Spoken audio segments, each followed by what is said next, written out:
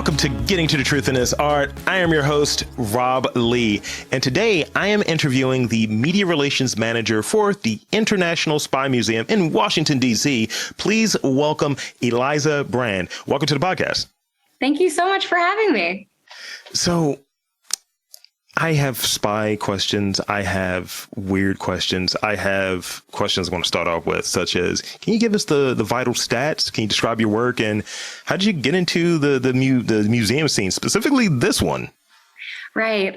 We do live in our own niche a little bit, but so I work at the International Spy Museum.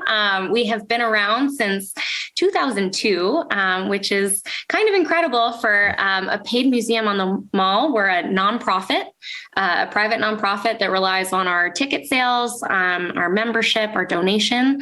So we're very lucky to have fans kind of all around the country and locally, and everyone who's keeping us really working on the stuff we love. We moved actually in May 2019 to a new building in L'Enfant Plaza. So we are no longer on our F Street location.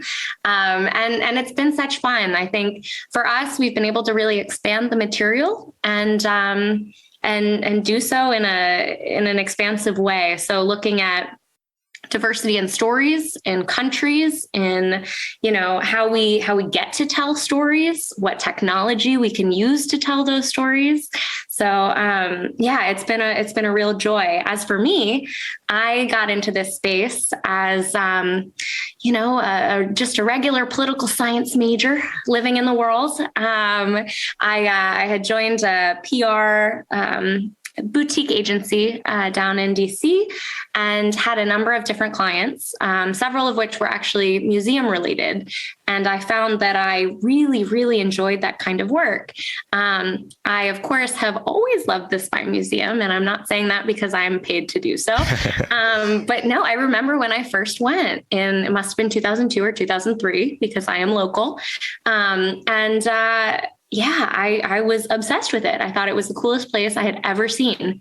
It really brought history to life for me, which at the time I just thought was fun, but meant that I was learning. Yeah. So when this job became available, I, of course, applied and didn't think that they'd give it to me, but somehow I lucked out and they've been stuck with me for 5.5 years ever since.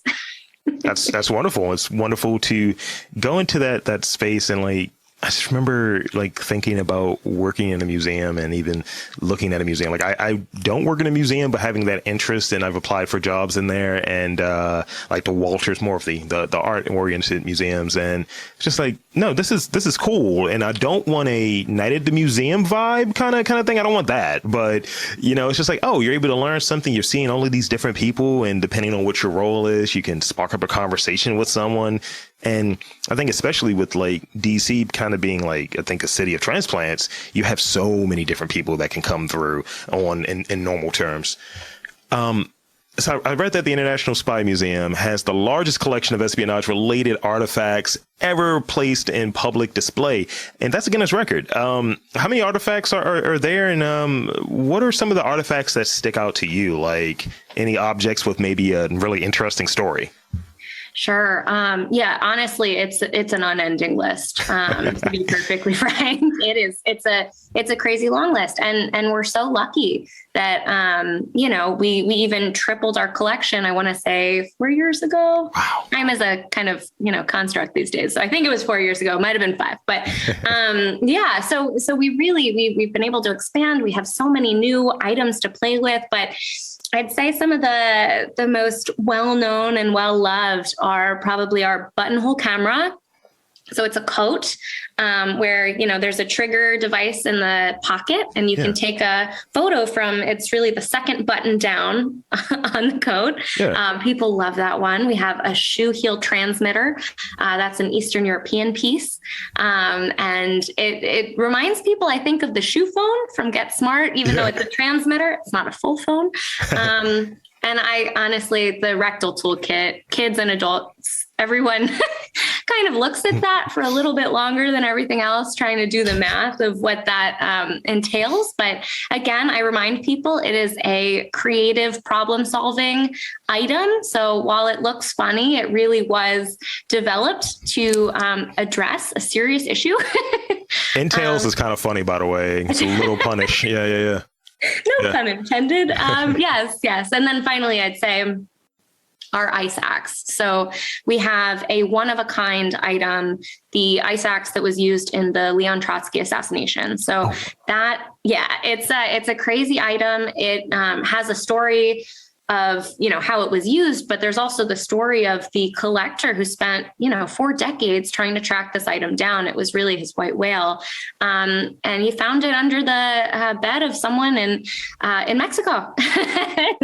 Finally, after 40 plus years. And so there's still this bloody fingerprint that's rusted on it. And that was part of the process of figuring out, is it the one? Because there are fakes out there. It's a weird space. Wow. I mean, authenticating, it's like, that blood is type O, and I believe he was a type. So I'd imagine that many of the items are donated. They're sourced in that way. What are they donated anonymously? Because my natural thought is like, is this donor a spy? Like, does this have nerve gas attached? Like, what's the situation like? And like, so how ultimately are the majority of the items sourced? And has there been some of those instances where you later find out like you're in the back end of the Saint movie? We've actually been very fortunate so far with collecting items. I think especially as people have realized how legitimate we are, our reputation is, after 20 years, people understand that we're in the game. We have a very serious mission, an educational mission, and a very serious advisory board. Yeah. You get more and more historians or collectors themselves who want to bring a home to their artifacts where, someone will take care of them and preserve them appropriately rather than having them, sit around the house. Yeah. But yeah, I think you collect each thing in its own way. And some people will go into a country when the government falls, and it's a lot easier to kind of collect items that are no longer tied to whatever, world they're in right now. But it just depends. Yeah. That's legit. I just, as I was looking at it, I was like, that's there. All right, there's spies involved. Like, what do we got? That's literally what my thinking was. I was just like, this could go left. Like, look, I'm coming here to take all of these artifacts. I'm doing my own spy museum. So we do our homework, so it helps. Fantastic. Because we have this. I had a guest on this podcast. It's a dude named Evan Woodard who does this thing called salvage archaeology, and he finds different what is it called? Privies and things in and around Baltimore. And he will find like, there was a trash site. We were going to find stuff from like 1801 here. And he donates a lot of the stuff like bottles. He's found small pistols, teeth, knives, all of these different things. And he's donated to the Museum of Industry, and he'll sell some of the stuff, the bottles and such. But, and I was just thinking, it's like, wow, what does that look like from the spy standpoint? But it makes a lot of sense of, different things have changed and these things are now available. These items are now available. And then immediately my next thought is, you guys have a James Bond car, right? You got like a blimp? Like we have our DB5 Aston Martin, and no spy museum would be complete without a Bond car, I imagine. Yes. Yeah. So it's a fan favorite. We have that in our lobby. So right when you walk in, you get that. And then you go in, and I will say most of our content is not pop culture related. We have very few pieces that are not real world, real history items, but that feels so appropriate to have anyway. Obviously, it's like you've seen it here. Here's the real version. It's like, it's a lot smaller. I would imagine you have guys come in there like with tuxedos on thinking like, yeah, man, this is going to be great. It's like, no, you're going to learn something today. Here's the real world equivalent of what you saw in your favorite movie.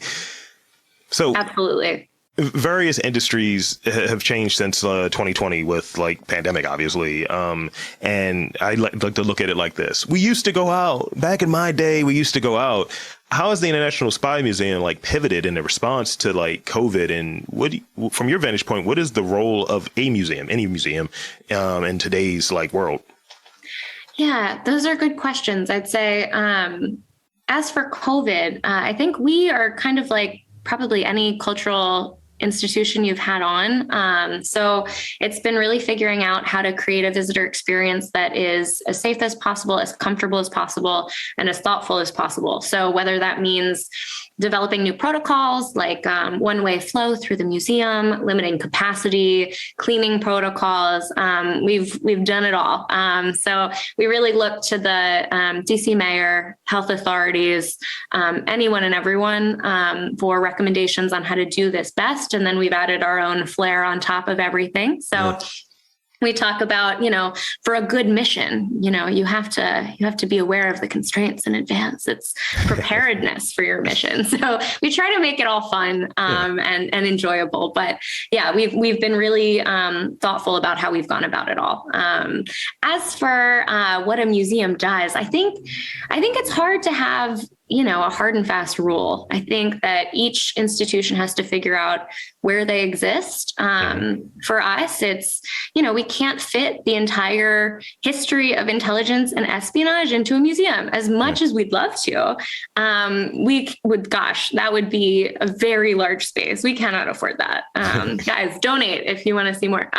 No, but really at the end of the day, it's, you want people to see enough to get excited, to learn, to kind of pique interest in diving in further. So we want to show people kind of everything there is to some degree, and then hope that they're so excited that they want to learn more, and they can come to our author programs that dive a little bit further into specific moments in history, or book talks that are more focused, or workshops.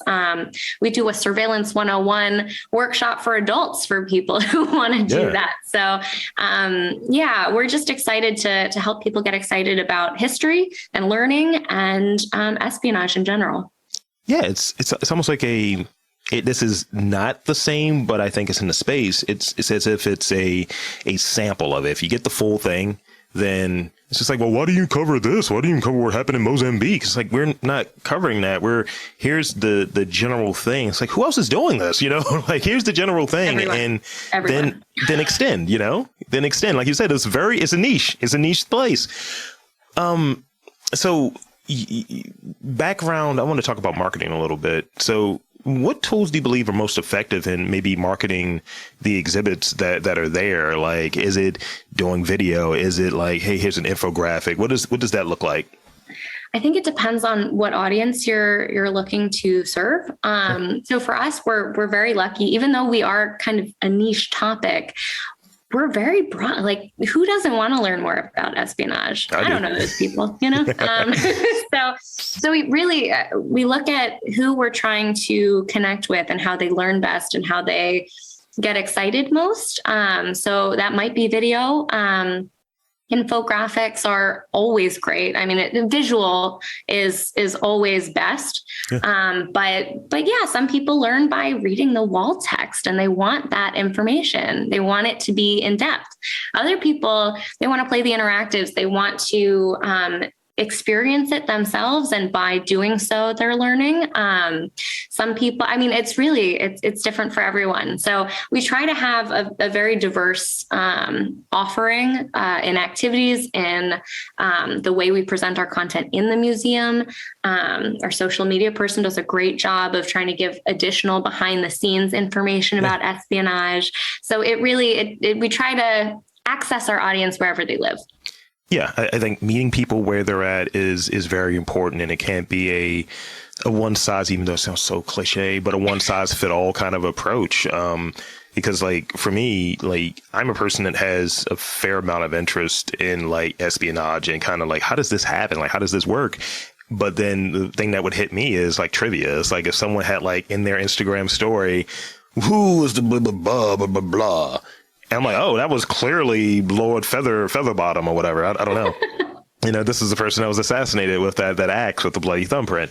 So yeah, that's where I would be at. But then other people, to your point, would be like, hey, how can I go there and actually experience this in this way? So what is it? What kind of, I guess, who are the main not clients, but who are the main visitors, like in terms of profile? Would it be like, yeah, we get a lot of students that come here, or we get a lot of 55-year-old dudes that are balding? Like what are you mostly getting in terms of who's going there to the museum? Again, not to say the same thing, but I will say we are so fortunate that espionage is interesting to a lot of people. We don't have kind of one or two or three audiences. We run the gamut. Sometimes it's the kids who really want to come, and then the adults agree to come and then realize it's actually amazing once they're there. You have some young people who take people on dates to go to the Spy Museum because it's kind of fun and interactive, but you can talk and you have something to talk about. We have former intelligence officers who come. So we really, to be something that's interesting for folks who've been in that space, as well as children who, are in fourth grade. Yeah. It's a very broad space that we're trying to please everyone and get everyone excited about the material. It's under the banner. I love it. I can almost see like someone that has that background, the intelligence. It's like, yeah, this is legit. Yeah, I used that before. It's like, what? Absolutely. You'd be shocked. Some people bring their families to the Spy Museum to tell them about the work that they had done when they were younger. So it's very cool to be a part of that, as well as, again, just a destination for locals, for people across the nation, people internationally come. So it's a little bit of everything for everyone. That's great. It's like, hey, I couldn't tell you about this, but look, right there, I may or may not have used that at a point in my previous life. I remember a job that I had in the past that me and one of my buddies, we both wore glasses. I was like, yo, I got any spy glasses and one little camera right there? I can kind of cheat on this test or something. Like I can, or just people on their dates with the earpiece. And it's like, yo, say this, please. Just say God, she's going to leave you. She's going to leave you. Please say this. This was a date idea. I hope you're going for a good dinner afterwards. Absolutely. And I will say, when I was a kid, when I came the first time to the Spy Museum, when it had recently opened, I started, this just shows you I'm in the right space for myself. But I started passing notes using the Cardano grill system in elementary, early middle school, because I didn't want anyone to be able to read my notes. So I created 2 Cardano grills that were the same shape and had the same cutout spots. Yeah. And I would write a whole document, just a whole letter to whatever about unknown things. And it would be like, meet at the water fountain, 3:15. I thought it was very cool. That is very cool, actually. It's both nerdy and cool. It can be both at the same time. Why, thank you. I appreciate that. It's like a Reese's cup, don't put your peanut butter in my chocolate. Absolutely. Best candy, Yeah, true. You get it. What creative projects do you do in your own time? Like, obviously, I would imagine you have a busy schedule, like pretty much running everything there at the museum. You said this is your title, but I know better. But what do you kind of do creatively in your own time? Gosh, I don't even know. It's especially this past couple of years has been such an odd time. And I surely first would like to say, I do not run that place. I have a fabulous team that I get to work with on the exhibition side, the guest services side, my own communications team. I am so lucky. They are all fabulous and so wonderful to be working with. But yeah, in my own time, what do I even do? I don't know. I've taken, I guess just looking at the last couple of years, I took an improv class this past kind of fall. Yeah. I did a poetry workshop last year. So I like to do things that are kind of in that space. I like writing, which I guess makes sense for someone who writes in their job, and keep it interesting. I was terrible at improv, but I think it was a lot of fun to mess around and learn about a new discipline that I was unfamiliar with. No, that's legit. And on a weekendish, like late Friday, Saturday, I'm usually recording this podcast at an improv space. Oh, and cool. At the Baltimore Improv Group, big next to the train station. So come on up. You should check it out. It's a lot of fun. I will. Yeah. And I think improv was a little sketchy for me because I'm not a rule follower per se, but I can think on my feet and it's like, oh, you'd be good at improv. I was like, yeah, but I feel like there are rules here though. And I'm lagging. There are guidelines, This is true. And yes, look, but when they, it's like when you're bowling, right? When they put up the little bumpers, just throw it over them. I don't believe in it. I love the bumpers. Then you get to go for the fun shots, things that don't even make any sense. It's a very spy thing that you just said right there. Just ricocheting. Do you, being that you're in a museum space and you interact with various people who are coming there and various people who have different levels of experience working there, are you a person that collects anything? I don't. I know people who do. I mean, I guess obviously I know people who do, but at the museum, I think there are a few people who have just in their own time. Not yet. Things are expensive, I will say. And I think after watching the great work that our team does, I'd feel kind of weird about just having something living in my house rather than, a very temperature controlled, thoughtful environment. Yeah. But maybe one day. That's cool. I mean, I've gotten to a space where I've done different stages of collecting things. Like I used to collect DVDs, really expensive, ridiculous DVDs. And then I got to collecting watches because that was more expensive. And then I kind of went to they're not small cars, but the larger kind of die cast cars, the ones that you build out. So I started doing those, and I had a little this old watch display, but it had enough space in it I could put each one. I had a showroom. Yeah. I don't have any of that stuff anymore. And now cool sounding though, to be honest. It is. And now it's Funko Pops because I'm a child. And they're a lot of fun. All right. The last real question I have before I get into some rapid fire questions for you. As a media relations manager for a museum, what skills do you think you rely on most? And which ones are you kind of developing? And is there a part of your job that's really surprised you in the 5+ years you've been there?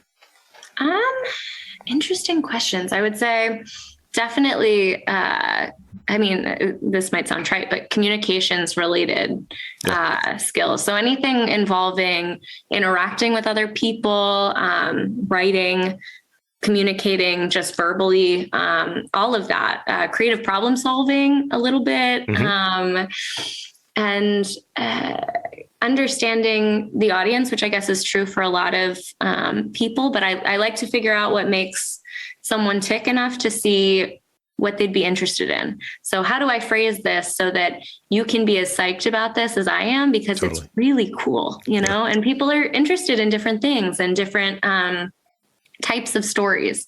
So it's trying to figure out, what outlet would be interested in this artifact or this story, or specifically which reporter even at that outlet. Right. But it's also, how do I frame this for them? Their interest seems to be specifically in technology and culture and architecture. I don't know. So you look at kind of what have they done in the past, what inspires them, and how do we fit in there?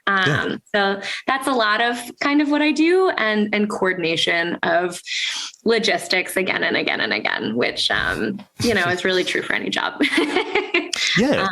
It's one of those things where sometimes people can't see that connection, that correlation sometimes. And it's part of I would imagine part of the storytelling component is this thing, whatever the thing may be, it fits, and this is why it fits, and we happen to have it. So let's have a dialogue about that and maybe kind of flesh out what that looks like. And the different people that I interview, I'm friends with a chef that the ethos of his restaurant is foraging certain ingredients, what have you. And I happen to interview an artist who forages the color from different plants to dye her works. And I was like, those things go together. Let's have a conversation. And be in that kind of spot. Yeah. We have things that cross with that too, interestingly enough. We tell in our, not to get everything connected, but in our spying section at the very end of our museum experience talks about at the marketplace. So when you have one country looking at the economics of another country and trying to get in on whatever is selling well, whether it's tea or porcelain or, today's corn that is basically modified to be better against certain diseases, whatever it might be. We do have one story about, I'm going to butcher how you pronounce it, but cochineal red, which was really from an insect on a cactus. Oh, wow. And that specific red was very, very popular, and no one could figure out, how are these folks making such popular dyes? How do we get that? We can't figure it out. So we're going to go send in some people to spy on them and figure it out. And interestingly enough, yes, it's kind of similar. That's great. I'm going to steal that now. I'm going to steal this idea. Get some. You said cochineal red? No. Yes. All right. Rapid fire questions. What do you got? I just added a new one just for context. Well, you already answered that one, so I can get rid of this one, actually. So, favorite Bond actor, since that's the most pop culture relevant, like, spy espionage situation there. Who would it be? Who's the actor? Or maybe even maybe the movie, if you can't think of the actor, because I know some people are like, I don't know who it was. It was the one with Halle Berry in it. I don't know who the guy was, though. The guy in that movie was Pierce Brosnan, and I agree it is Pierce Brosnan as my favorite Bond. A lot of people are going to disagree with me on that, and that's okay. I'm comfortable in my choice. He is my Bond. See, you answered it the way that's supposed to be answered, where the way that this goes is I said what I said. Look, it's Pierce Brosnan, kick rocks, moving on. Don't spy on me, whatever you need. And I think you touched on this one as well. The most popular, but let's just refresh it. Most popular item in the collection that comes to mind for you. Man, yeah, I think we covered a couple of them, but I can think of one that's crazy. I don't even know if you'll be able to include this in your podcast. So, disclaimer, body parts. We have scrotum concealment, which people are fascinated by, and was actually created by, if anyone's seen Argo, the fellow that Ben Affleck played, Tony Mendez, developed the scrotum concealment, and it's used to conceal a small radio, like a transmitter, to make sure that you can communicate and get out of there. So just a fascinating piece. People cannot stop staring at it. That is a new goal for me. I think I'm going to take podcasting to the next level with that. Just, scrotum, like, recorder, just I'm so sorry. Just flash drive, just like plug it in there. No, nope. If I only have 1 hour, let's say I'm Joe visitor, I only have 1 hour to spend at the museum. Like, what are 3 things I should see? I know I should see everything, but what are like 3 things that you're like, you know what? On trip number 1 of 20, in that first hour, this is what you got to see, and keep it moving. Obviously, the scrotum concealment item, just, Man, you're asking me about my favorite children. This is tough. Okay. So our first room has, it's called Spies and Spy Masters. It has a lot of our tools of the trade, our artifacts. So if you just look upon the walls, it is just anything and everything you can dream of. So just taking in all of the gallery space, our scrotum concealment is there. Our buttonhole camera is there. Our rectal toolkit is there. We have a little bit of everything. So I'd start there. Absolutely. Totally. I would look at, an underrated spot that I think is incredible. Is we talk, and this is not as speedy response, I suppose. No, it's fine. So we talk about so we have 2 floors of exhibit space to give some context. Yeah. The first floor you go to is the 5th floor. That floor looks at the kind of the process of intelligence, collection, analysis, action. Sure. So the whole process of everything. And people think about collection as the gadgets and the people on the ground doing the work, but they don't tend to think as much about things like, science involved in it. Yeah. We have several stories where people are using science to collect that intelligence. So whether it's taking readings of the air to figure out what bomb just went off, and saying like, maybe the folks in that country that said it was this kind of bomb are not being truthful. We wouldn't see this much of this in the air.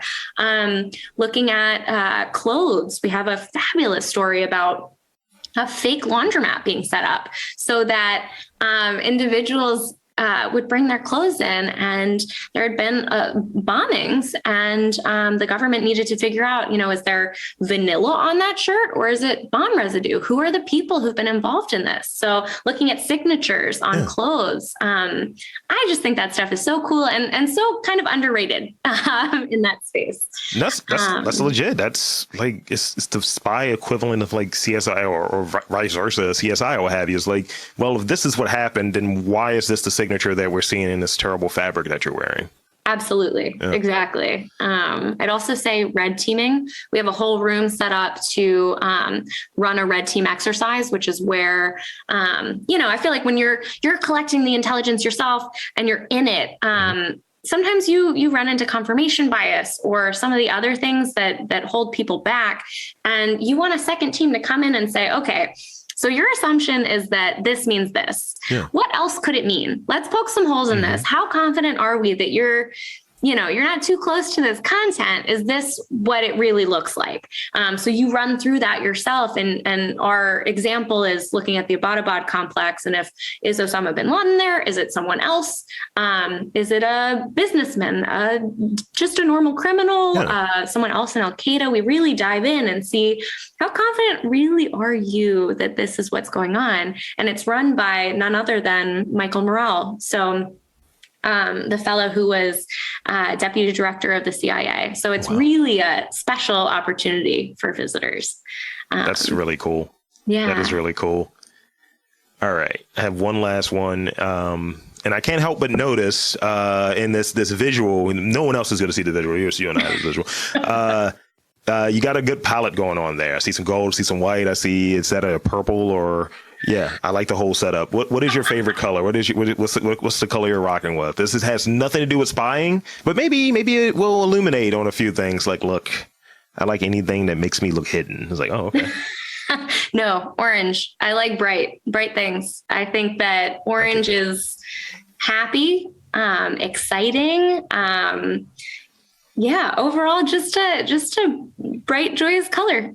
Yeah, I mean, it's the color of the local team here in Baltimore. So yeah, it's extra points. You're winning points here, and that's wonderful. And thank you, and thank you for being on this podcast. So I want to invite you to tell the fine folks where they can find you, the Spy Museum, anything you want to really plug away on right now. So please, and thank you again for coming on to this podcast. Thank you for having me. Truly, truly. You can find us at spymuseum.org. Get your tickets. We have a fabulous social media presence. So if we're talking Twitter, that would be at INTL, International Spy Museum. Or on Instagram, it's at Spy Museum. And really anywhere else we have our stuff. Come visit us in person. Come check out our content online. Listen to our podcast, Spycast. Our historian is fabulous. So he's so much more interesting than me, I promise. But yeah, come hang out.